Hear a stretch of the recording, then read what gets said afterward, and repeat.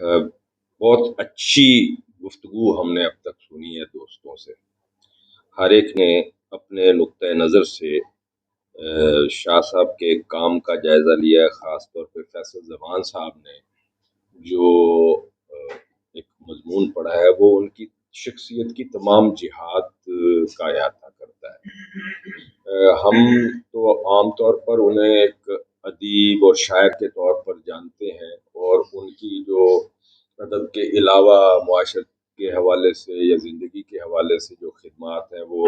عموماً ادیبوں کے حلقے میں اس کا اس طرح سے ذکر نہیں ہوتا، تو یہ بڑی قابل قدر بات ہے، اور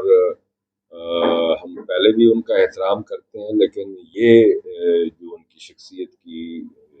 پہلو ہیں ان کو دیکھنے کے بعد اور بھی ان کا احترام ہمارے دل میں پیدا ہوتا ہے۔ شاہ صاحب ظاہر ہے میرے اور شفیق خان صاحب کے زمانے کے ہیں، ہم عصر ہیں، ہم نے ایک ہی زمانے میں لکھنا پڑھنا شروع کیا۔ شاہ صاحب سے میری ملاقات بہت بعد میں ہوئی، لیکن ان کا وہ جو لیٹ 80s کا زمانہ ہے، سراج منیر سے ایک بڑا محبت کا تعلق تھا۔ سراج منیر کے پاس ان کا مسودہ جو پہلا ان کی کتاب کا تھا وہ میں نے دیکھا، اور انہوں نے بلکہ مجھے دیا کہ دیکھو ایک نیا شاعر ہے، ان کو پڑھے۔ تو ابھی ان کا مجموعہ یعنی پہلا مجموعہ چھپا نہیں تھا، تو چھپنے سے پہلے ہی مجھے اس کو پڑھنے کا اعزاز حاصل ہوا۔ اچھا، شاہ صاحب کا احترام سراج بھائی اس حوالے سے بھی کرتے تھے، شاعری کے حوالے سے، اور دوسرا ان کا جو یہ مارشل آرٹس والا ایک پہلو تھا وہ انہیں بڑے کرتا تھا، کیونکہ اس زمانے میں وہ سوچتے تھے کہ کوئی ایسی تنظیم ہونی چاہیے جو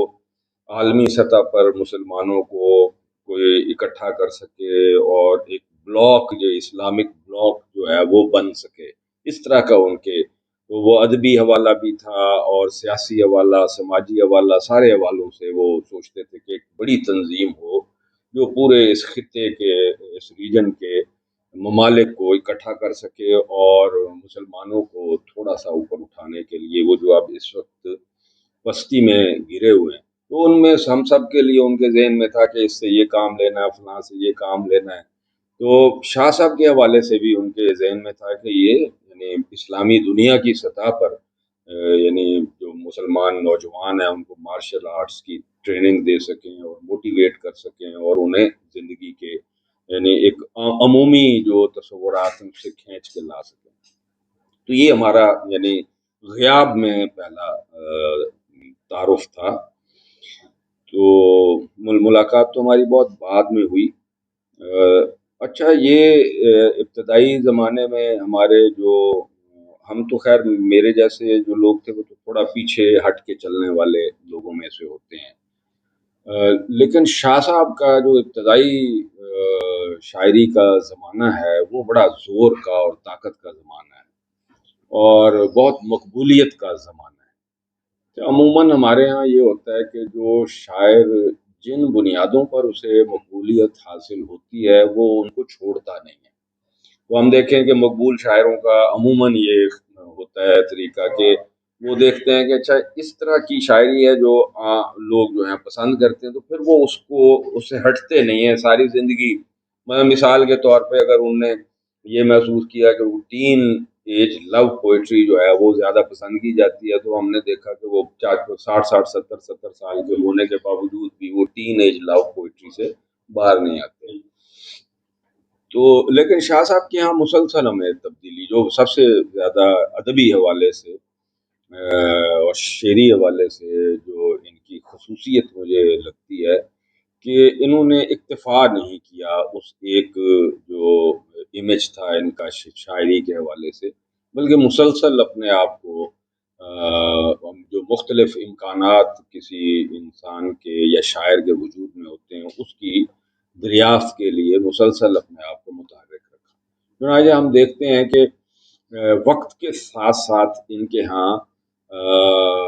اسلوب کی سطح پر بھی تبدیلیاں ہمیں نظر آتی ہیں، اور اصناف ادب کے سطح پر بھی تبدیلیاں، اصناف شعر کی سطح پر بھی ان کے ہاں مسلسل نئے امکانات کی تلاش کا عمل نظر آتا ہے۔ وہ ظاہر ہے یہ کر سکتے تھے، ایک ہوتا ہے شاعر اگر وہ ذرا میڈیوکر ہو تو اس کے لیے رسک لینا مشکل ہوتا ہے کہ وہ اپنا ایک امیج توڑ کے ایک نیا امیج بنائے، پھر وہ امیج توڑ کے ایک نیا امیج بنائے، تو یہ ہر آدمی کے لیے ممکن نہیں ہوتا۔ دوسرا یہ کہ انہوں نے صرف شاعری پر ہی اکتفا نہیں کیا، بلکہ فکری حوالے سے اور تنقیدی حوالے سے بھی اپنا ایک نقطۂ نظر ہمیں ان کے ہاں نظر آتا ہے، جس کا ادراکی تنقید کا فیصل زمان صاحب جو ذکر کر رہے تھے۔ تو یہ بھی بہت کم ہوتا ہے کہ کوئی شاعر ہو اور وہ اپنا کوئی نظریہ ادب یا نظریہ شعر باقاعدہ ایک تھیوری کی شکل میں یا ایک نظریے کی شکل میں ڈھالے اور اس کو آگے پہنچائے۔ تو شاہ صاحب نے یہ کام بھی بہت اچھے طریقے سے پچھلی میری بدقسمتی کہ مجھے شاہ صاحب کی صحبتوں سے فیضیاب ہونے کا نسبتاً کم موقع ملا ہے، لیکن انہیں میں نے جہاں بھی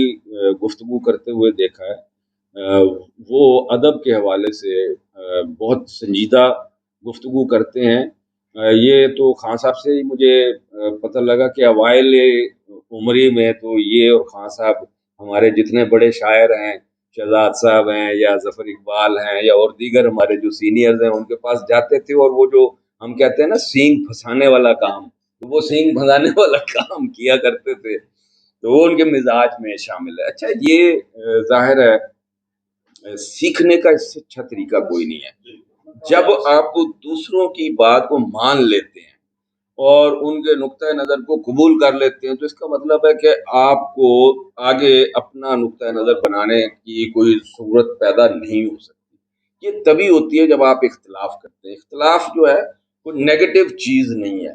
فکر کی دنیا میں جسے کارل مارکس نے جدلیات کہا، وہ اختلاف ہی ہے کہ ایک نظریہ آتا ہے، پھر اس کا ایک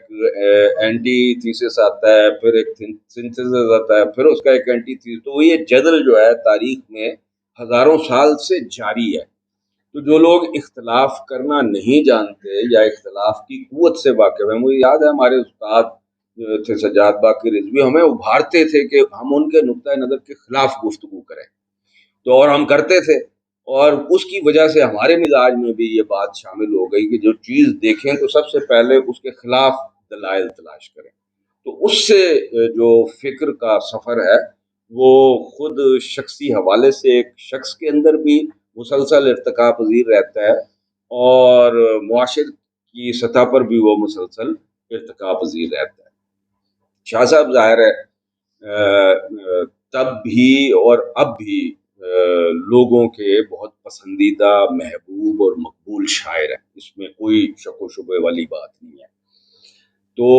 اب اس کی وجوہات ایک نہیں ہے، جیسے میں نے آپ کو بتایا کہ اس کی وجوہات مختلف ہیں، اس لیے کہ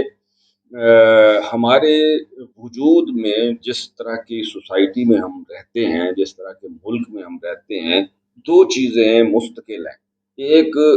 جو محبت کا عنصر ہے وہ ہماری جس کو ہم کہتے ہیں کہ مشرقی سوسائٹی، اس میں سے وہ محبت صرف وہی ایک ٹین ایج لو نہیں ہے، بلکہ اس کی بہت ساری صورتیں اور بہت سے پہلو ہیں۔ اور دوسرا یہ کہ ہم ظاہر ایک ڈپرائیوڈ ایک جو ہے سوسائٹی میں رہتے ہیں، محروم سوسائٹی میں رہتے ہیں، تو ہمارے اندر ایک جو مزاحمت ہے وہ نیچرل ہے۔